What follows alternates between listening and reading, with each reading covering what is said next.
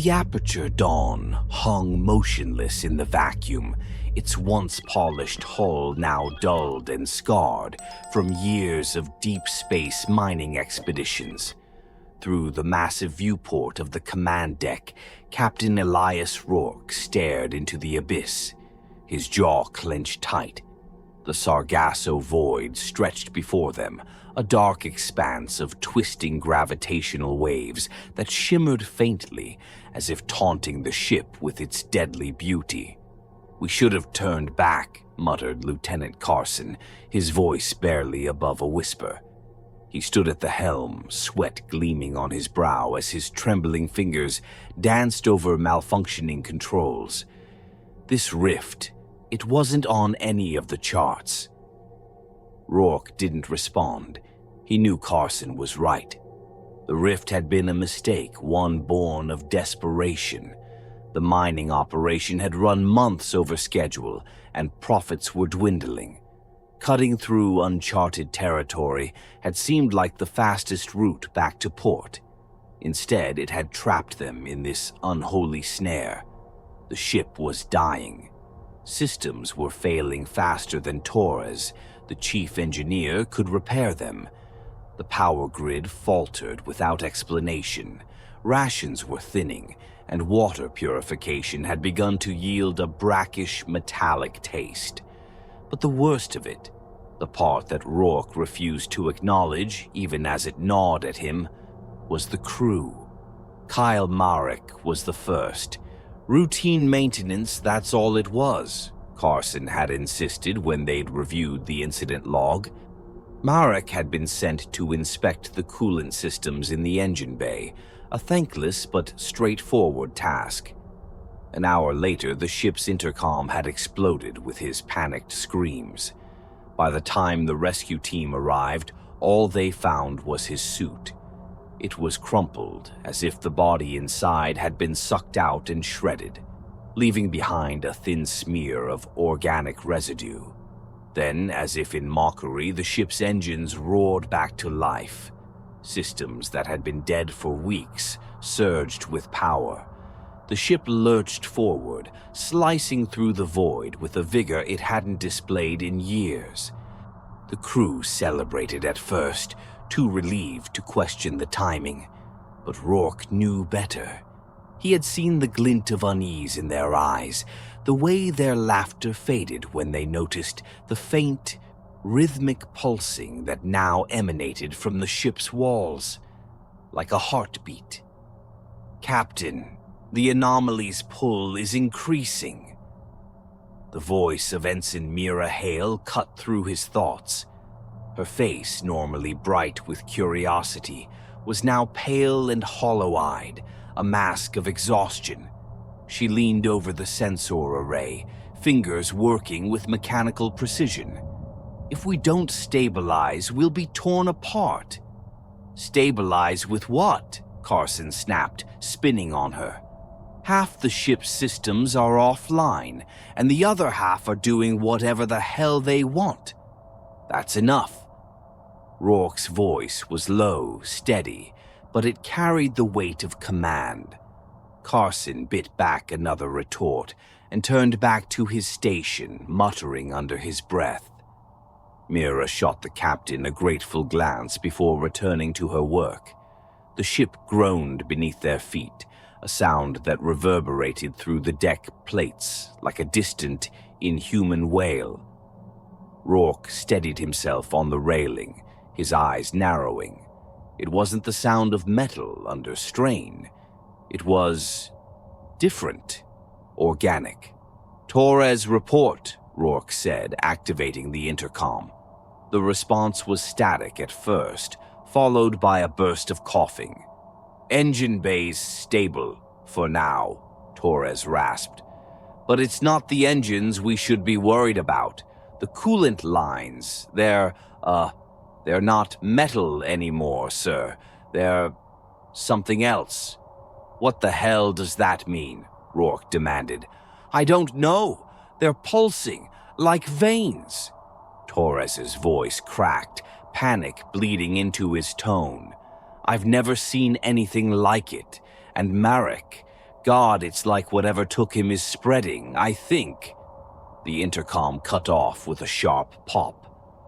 Rourke's stomach sank. He slammed his hand down on the console, trying to reconnect, but the line was dead. "Sir," Mira whispered, her voice tight with barely suppressed fear. "We're being watched." Rourke turned to her, his brows furrowing. "By what?" She didn't answer. Instead, she pointed to the main viewport. The captain followed her gaze and froze. The rift was no longer an amorphous mass of gravitational distortions. It had structure.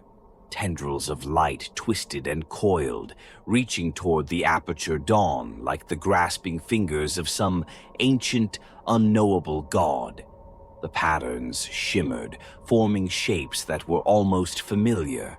Lines and curves that resembled language, but in no tongue any human had ever spoken. And then it pulsed, a deep, resonant thrum that vibrated in Rourke's bones, filling the air with an oppressive weight. The crew doubled over, clutching their heads as the sound seemed to pierce their skulls. The ship shuddered, and for a brief, horrifying moment, Rourke felt it. The same sensation he'd had during Marek's death. Something inside the ship had awoken. It wasn't just alive, it was hungry. "Ensign," he said, his voice hoarse, "get us out of here." "I'm trying," Mira shouted, her fingers flying over the controls, but the ship resisted, fighting her commands. The engines roared, then sputtered. Lights flickered, and that sound, like a heartbeat, grew louder, faster. Rourke gripped the railing, his knuckles white. For the first time in his long career, he felt truly powerless. Whatever was out there, whatever had taken hold of the Aperture Dawn, it wasn't going to let them go. Not until it was done with them. The Aperture. Dawn groaned like a wounded animal, the sound reverberating through its halls. The once pristine corridors were transforming, their metallic walls slick with a mucus-like secretion. Veins of pulsing bioluminescent fluid snaked through the ship, their faint glow casting a sickly light over the crew's anxious faces. Mira Hale stood at the center of the mess hall, staring at the food tray in her hands. The rehydrated protein cubes had always tasted bland, but now they were sour, tinged with a metallic aftertaste that made her stomach churn. Around her, the crew sat in uneasy silence. The usual clamor of banter and complaints was gone, replaced by the quiet scraping of utensils and the occasional stifled cough. No one spoke of Marek. No one dared. Across the table, Ivan Yurich tore into his meal with mechanical efficiency, his bulky frame hunched over like a predator guarding its kill. Mira watched as he shifted uncomfortably, his broad hand absently brushing against the deep gash running along his forearm, a souvenir from a recent scuffle over dwindling supplies. "You should get that looked at," Mira said, her voice hesitant. Ivan glanced up, his eyes bloodshot and hollow. "It's fine," he muttered, shoving another spoonful of food into his mouth. "Doesn't even hurt." But it wasn't fine. The cut was deep, the edges swollen and tinged with an unnatural green hue. Mira opened her mouth to argue, but before she could, Ivan pushed back from the table and stormed off, his heavy boots echoing in the oppressive quiet.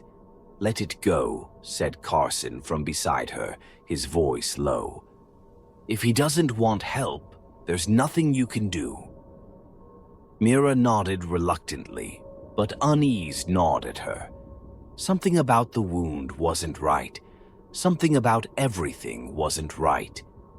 Hours later, Mira found herself wandering the lower decks. the dim lighting and rhythmic hum of the ship's systems doing little to calm her nerves.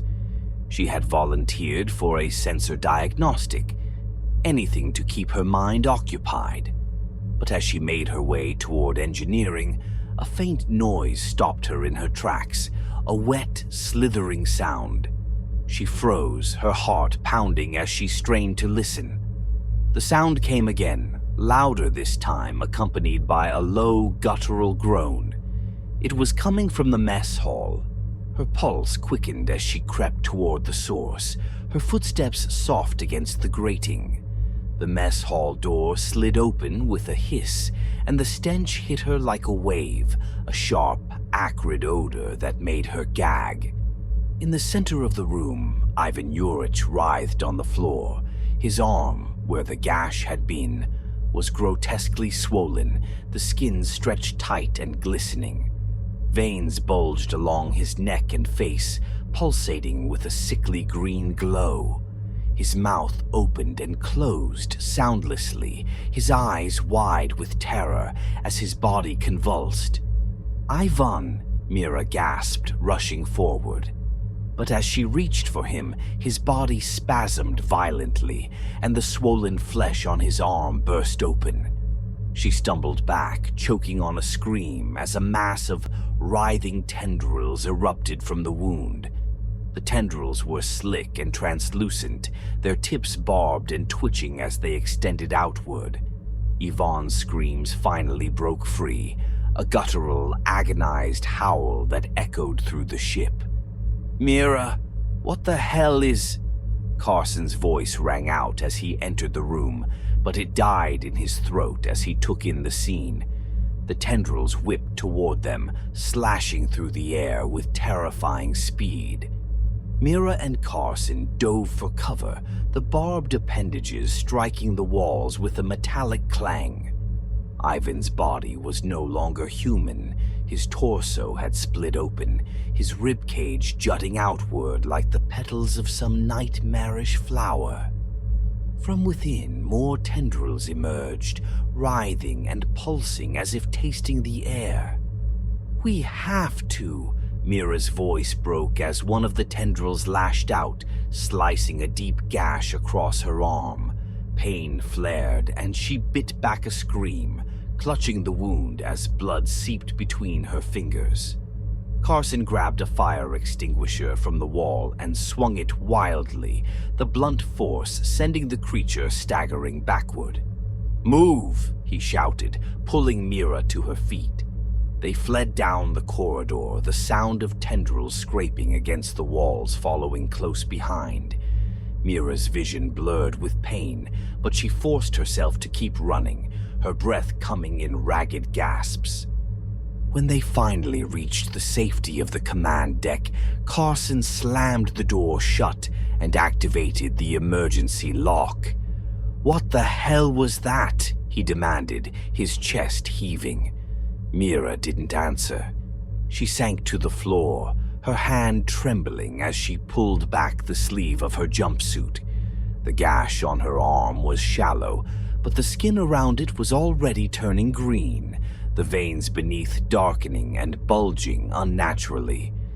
"We're infected," she whispered, her voice barely audible. Carson's face paled. "What are you talking about?" "The ship," she said, her eyes wide with dawning horror. "It's not just feeding on us, it's changing us." The ship continued to evolve. Ivan's remains were absorbed into the floor, his liquefied flesh seeping into the bioluminescent veins that now coursed through the walls. In the hours that followed, new systems activated, systems that had never existed in the original schematics. Doors sealed and unsealed at random, corridors shifted, and the air seemed to thrum with a faint, malevolent energy. Rourke stood at the command console, his jaw clenched as he reviewed the ship's diagnostics. "We're being harvested," he said finally, his voice grim. "Every time someone dies, the ship grows stronger, faster, smarter." "Why?"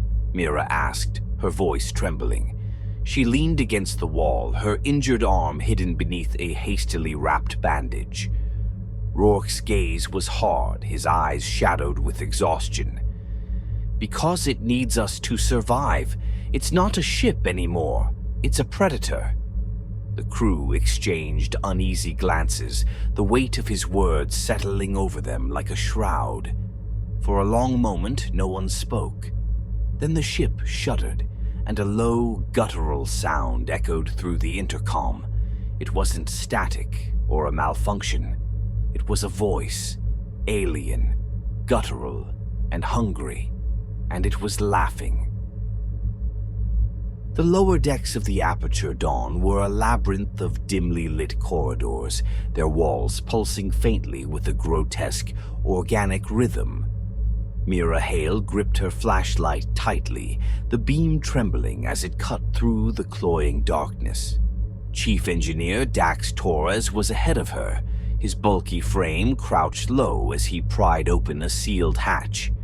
The hiss of decompression filled the air, and a sickly, acrid smell wafted out, making Mira gag. "Ready?" Dax asked, his voice a strained whisper. "No," Mira admitted, swallowing the bile that rose in her throat. "But let's go." Dax nodded and stepped through the hatch, his boots squelching against the slick floor. Mira followed, her flashlight sweeping across the walls. What had once been clean industrial panels was now a web of glistening tendrils, their surfaces rippling faintly as if in response to their presence. The air was thick and humid, the temperature uncomfortably warm. "This place wasn't on the schematics," Dax muttered, his eyes darting around. "I've worked on this ship for 5 years, and I've never seen anything like this. It's like it's growing," Mira said, her voice hushed. She paused to examine one of the walls, her fingers hovering just shy of the slimy surface. "This wasn't here yesterday." Dax turned to her, his face pale in the flickering light. "Whatever this is, it's spreading. We need to—" He stopped mid-sentence, his gaze fixed on something ahead. "Mira, look."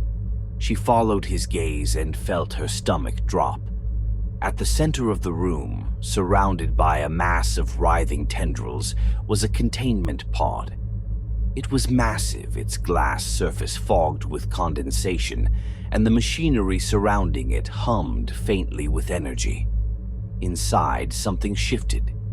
Mira stepped closer, her heart pounding. The creature within was unlike anything she had ever seen. It resembled a cluster of nerve cells, a translucent mass of pulsating tissue shot through with glowing tendrils. It expanded and contracted rhythmically, as though breathing, and faint flashes of light flickered deep within its core. The sight of it filled her with an inexplicable dread. "This is it," Dax said, his voice barely above a whisper. "This is what's causing all of this." Mira nodded, her eyes fixed on the creature. "It's alive. It's part of the ship." "No," Dax corrected, stepping closer to the pod. "It is the ship, or at least it's controlling it. Look at this." He gestured to a series of alien symbols etched into the walls surrounding the pod. The shapes were sharp and angular, their patterns intricate and precise. "These markings, they're not human." Mira traced one of the symbols with her flashlight. "What do they mean?" "I don't know," Dax admitted. "But this thing, it's some kind of parasite. It's fused with the ship, integrated into its systems. That's why everything's changing." As if in response to his words, the creature inside the pod stirred. Its tendrils pressed against the glass, moving in sync with the faint hum of the machinery. A low, resonant thrum filled the air, vibrating through the walls and into their bones. Mira staggered back, clutching her ears. "It's aware of us," she gasped. Dax didn't respond. His attention was focused on a nearby console, its screen flickering with alien glyphs. He tapped at the controls, his brow furrowed in concentration. These readings. This thing isn't just controlling the ship, it's feeding on it. On us. What do you mean? Mira demanded, stepping closer. It's using us as fuel, Dax explained, his voice tight. Every time someone dies, their energy, their biomass, gets absorbed into the ship, and every time it feeds, it grows stronger. Mira's stomach churned. How do we stop it? Dax looked up from the console, his expression grim. We disconnect it, sever its link to the ship, and eject it into space.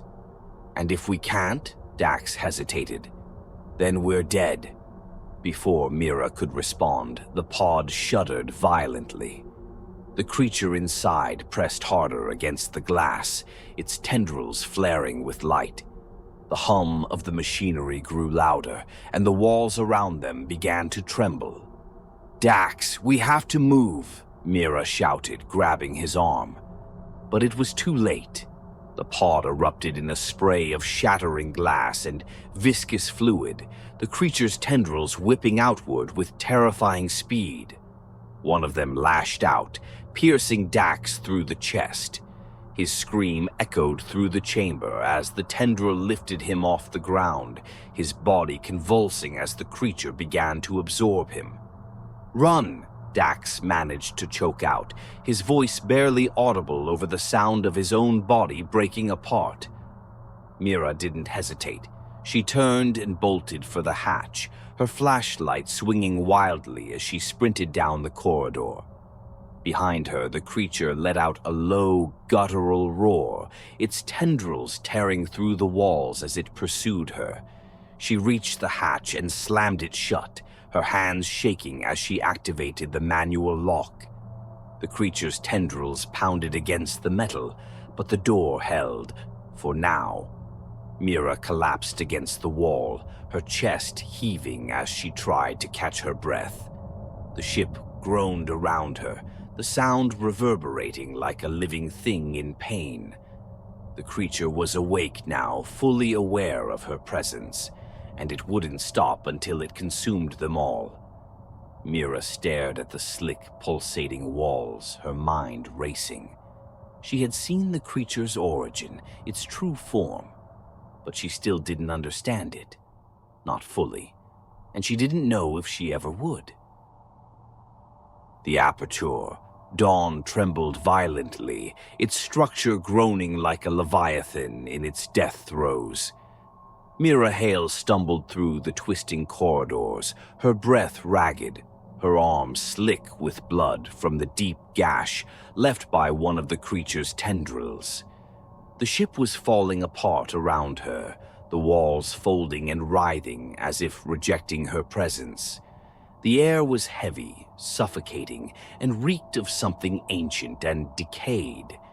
Ahead of her, Captain Elias Rourke dragged himself toward the command hub, his own body battered and bleeding. His uniform was torn, his face pale and streaked with grime. The faint bioluminescent veins that pulsed along the walls flickered like a dying heartbeat, casting a ghostly glow over his weathered features. But his eyes burned with determination. "We're out of time, Hale," Rourke barked, his voice hoarse. "If we don't sever that thing now, we're done." Mira nodded, swallowing the lump of terror that threatened to choke her. Her entire body ached, but she forced herself to move, clutching the small device in her hand. A makeshift explosive built from the ship's dwindling supplies. It was crude and unstable, but it was their last hope. Behind them, the alien creature roared, its guttural voice reverberating through the ship like the death knell of a god. The tendrils that now infested the Aperture Dawn tore through the corridors, their barbed tips searching, hunting. They had grown larger, more aggressive, their movements erratic and frenzied. The creature was panicking. It could feel its prey slipping away. When they reached the central chamber, the heart of the ship, Mira froze. What had once been a sterile, functional space was now unrecognizable. The walls were covered in a thick, translucent membrane, beneath which veins pulsed with sickly green fluid. The floor was slick with a viscous substance that clung to her boots, and the air vibrated with an oppressive hum.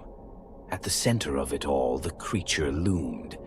It had fully emerged from its containment pod, its grotesque nerve-like body sprawling across the room.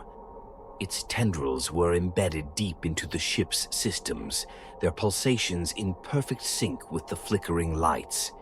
Its central mass was larger now, throbbing with a malevolent energy that radiated an almost palpable hatred. Mira felt it in her bones. This thing wasn't just feeding. It was thriving. "We take out the core," Rourke said, his voice steady despite the chaos. "It's fused with the ship, but if we destroy the heart, the rest of it might die." Mira glanced at the explosive in her hand. It wasn't enough. Not against something this big. "This won't work," she said, shaking her head. "It's too integrated. If we kill the core, the ship will collapse." Rourke met her gaze, his expression grim. "Then we go down with it." Mira's stomach twisted. She wanted to scream, to run, to do anything but face this horror. But there was nowhere left to go. The ship was a tomb, and the only way to stop the creature was to destroy everything, herself included. Rourke stepped forward, his hand outstretched. "Give it to me." "No," Mira said, her voice trembling. "You can barely stand. I'll do it." "I'm the captain," Rourke said firmly. "This is on me." Before she could argue, the creature reacted. Its central mass convulsed, and a deafening roar filled the chamber. Tendrils lashed out, one of them wrapping around Mira's leg and dragging her to the ground. She screamed, clawing at the slick floor as the creature pulled her closer. Its glowing core loomed above her, pulsating with an almost hypnotic rhythm. Rourke didn't hesitate. He grabbed a severed metal pipe from the floor and charged, slamming it into the tendril with all his strength. The creature recoiled, its grip loosening just enough for Mira to scramble free. "Go!" Rourke shouted, turning to face her. "Get to the escape pod." "What about you?" Mira cried, her voice breaking. Rourke smiled faintly, his bloodied face softening. "I'll buy you time. Someone has to make it out of here. Someone has to tell them." "No," she started, but he cut her off. "That's an order, Ensign." Mira hesitated for a heartbeat, her body trembling with exhaustion and grief. Then she nodded, her chest tightening as she turned and ran. She didn't look back, didn't let herself think about what she was leaving behind. The ship roared around her, the creature's fury shaking it to its core. Mira reached the escape pod as the Aperture Dawn began to collapse. She slammed the hatch shut and strapped herself in, her hands trembling as she activated the launch sequence. The pod shuddered, its engines whining before it finally broke free of the ship. Mira watched through the viewport as the Aperture Dawn shrank into the distance, its once proud silhouette now twisted and broken. Then, in a blinding flash, the ship exploded. The detonation lit up the void, a brilliant burst of light that consumed the rift and everything within it. The shockwave rocked the escape pod, and Mira shielded her eyes as the light faded, leaving only darkness. She sat in silence, her chest heaving as tears streamed down her face. The weight of what she had done, what she had survived, pressed down on her, threatening to crush her. She was alone now, adrift in the vast, uncaring expanse of space. But the creature was gone. The ship was gone, and for the first time in what felt like an eternity, the void was silent. Mira closed her eyes, her breathing steadying as she whispered a silent goodbye to the Aperture Dawn and the crew who had given their lives to end the nightmare. Then she opened them, staring into the endless stars, and began to chart a course home.